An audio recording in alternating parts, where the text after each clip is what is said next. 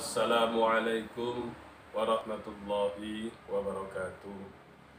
Alhamdulillah wa syukurillah wa la hawla wa la quwwata illa billah. Wassalatu wassalamu ala rasulillah. Asyhadu an la ilaha illallah wa asyhadu anna Muhammadan abduhu wa rasuluh. Allahumma salli ala sayyidina Muhammad wa ala ali sayyidina Muhammad wa ba'du. Hadirin rahimakumullah, ayuhat tulab, anak-anak, bapak ibu. Pada siang hari ini, sore hari ini, kita lanjutkan belajar bersama-sama dari kitab Jawahirul Bukhari. Babu fadlis sholat li waqtiha. Yang akan kita bahas adalah bab keutamaan sholat pada waktunya. Bismillahirrahmanirrahim. An Abdullah bin Mas'ud radhiyallahu anhu qala Sa'altu Nabiyya sallallahu alaihi wasallam ayyul a'mal ahabbu ila Allahi qala as-salatu ala waqtiha qala thumma ayyu qala birrul walidaini thumma ayyu qala al-jihadu fi sabilillah. Hadirin rahimakumullah, Abdullah bin Mas'ud pada suatu hari bertanya kepada Nabi Muhammad sallallahu alaihi wasallam. Abdullah bin Mas'ud bertanya begini, ayu a'mal ahabbu ilallah, amal apa yang lebih disukai oleh Allah? Lalu Nabi Muhammad sallallahu alaihi wasallam menjawab, as-salatu ala waqtiha, yaitu sholat pada waktunya. Sebagaimana kita tahu bahwa sholat itu memiliki posisi yang sangat penting dalam peribadahan di dalam agama Islam.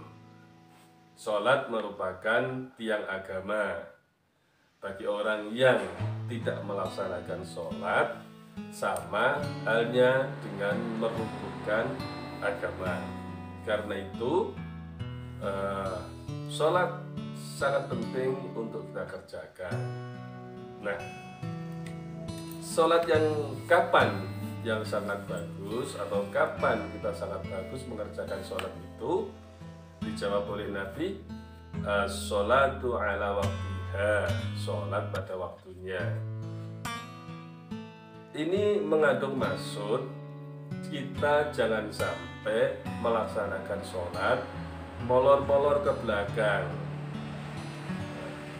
sehingga di luar waktu sholat.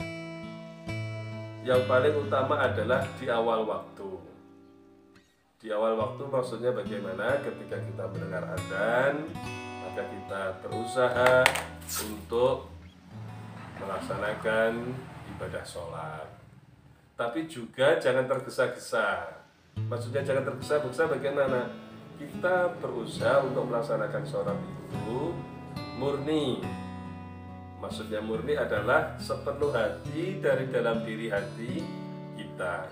Tidak kita sertakan dorongan-dorongan yang sifatnya bisa mengarah kepada kesombongan, dorongan-dorongan yang bisa mengarah kepada sum'ah, dorongan-dorongan yang bisa mengurangi kekhidmatan sholat itu sendiri. Atau bahkan jangan sampai terjadi karena semangat untuk melaksanakan ibadah tepat waktu itu, maka kita mewajibkan sholat pada waktunya. Itu tidak benar. Jadi jangan sampai karena sangat ingin mendapatkan keutamaan sholat tepat waktu, akhirnya seolah-olah atau akhirnya kita mewajibkan diri kita, begitu. Jadi tetap sangat baik sekali kita laksanakan di awal waktu. Kemudian hadirin rahimakumullah, selain sholat pada waktunya, sudah ditanya lagi oleh Abdullah bin Mas'ud, "Tsumma ayyu?" Yang berikutnya apa? Nabi, yang berikutnya adalah birrul walidaini, berbuat baik kepada kedua orang tua. Apa itu berbuat baik kepada orang tua? Berbuat baik kepada orang tua adalah kita mencoba membuat hati orang tua menjadi senang dan ridho terhadap kita. Ketika orang tua memanggil, kita datang. Ketika ayah memanggil, kita datang. Ketika ibu memanggil, segera datang. Jangan menunda-nunda. Dulu pada masa sahabat pernah ada sebuah kisah. Sahabat itu ahli ibadah, sangat suka beribadah. Saking sukanya beribadah, ketika itu sedang melaksanakan ibadah sholat sunnah. Kemudian dipanggil oleh ibunya. Ibunya membutuhkan anaknya itu. Dipanggil sampai 3 kali dan anaknya tidak datang. Kemudian hati sang ibu tadi menjadi sakit. Akhirnya dia pergi, dan singkat cerita, pada waktu sahabat yang ahli ibadah itu mau meninggal dunia, tidak bisa meninggal dunia, sampai dilaporkan kepada Nabi bahwa ada sahabat sulit meninggal dunia.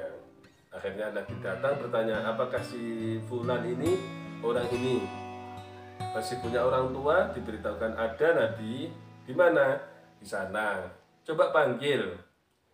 Kemudian Nabi mengutus sahabat untuk datang ke orang, untuk mendatangi orang tua itu atau ibunya itu, untuk datang ke situ. Diberitahukan bahwa anaknya akan meninggal dunia dan sulit meninggal dunia. Oleh Nabi, sang ibu diminta untuk datang. Apa jawabnya? Saya tidak mau datang. Saya pernah dikecewakan oleh anak saya. Sakit hati saya. Akhirnya utusan Nabi tadi melaporkan kepada Nabi bahwa sang ibu tidak mau datang. Dan itu akhirnya berulang sampai 3 kali. Bahkan setelah ketiga kali, akan yang ketiga kali itu Nabi bilang begini, wahai sang ibu, kalau engkau tidak mau memaafkan anakmu ini, maka anakmu akan saya bakar. Mendengar semacam itu, akhirnya hati ibunya terketuk. Kemudian sang ibu mau memaafkan anaknya.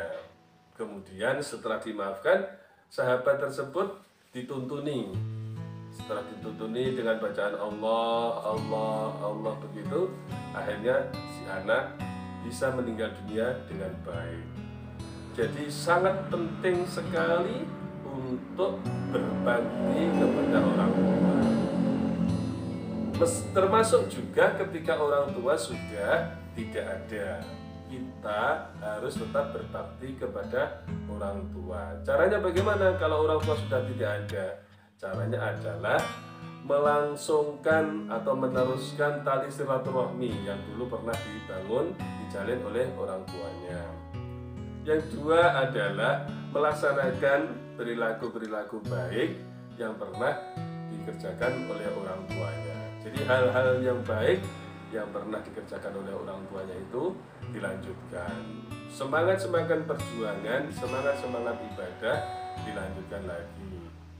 Itu diantara kita berbuat baik kepada orang tua yang sudah tidak ada. Termasuk juga kita selalu mendoakan aina makanu, kapanpun, ya setidak-tidaknya setelah habis sholat kita mendoakan orang tua kita, Allah maghfirlahu warhamhu wa'afi wa'fanhu, atau Allah maghfirlaha warhamha wa'afiya wa'fanha, dan seterusnya. Boleh juga atau lebih baik kita tambahkan dengan bacaan dari ayat-ayat Al-Quran, Al-Fatihah, Surat Ikhlas, ataupun ayat-ayat Al-Quran yang lain. Kemudian kita memohonkan ampun untuk kedua orang tua kita itu.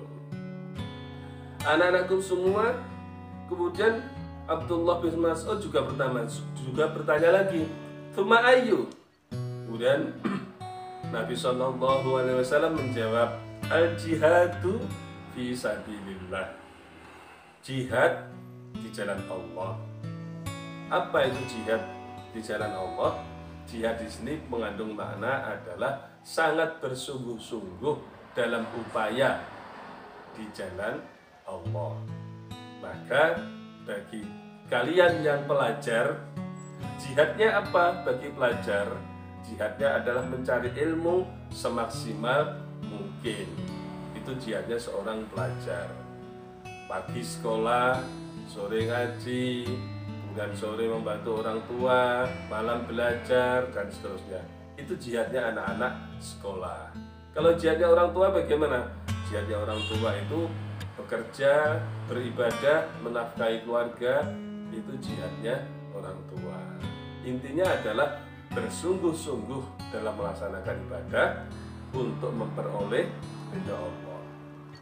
Jadi anak-anakku semua, bisa kita simpulkan dari pertanyaan Ibnu Mas'ud kepada Nabi Shallallahu Alaihi Wasallam, ibadah yang sangat disukai oleh Allah yang pertama adalah sholat pada waktunya, kemudian yang kedua birrul walidain, kemudian yang ketiga adalah jihad fisabilillah. Mudah-mudahan kita semua selalu dalam lindungan Allah, kita menjadi orang-orang yang diridhai oleh Allah, kita diselamatkan oleh Allah, bisa sholat pada waktunya di awal waktu, bahkan kemudian berbuat baik pada orang tua, dan juga bersemangat dalam beribadah kepada Allah.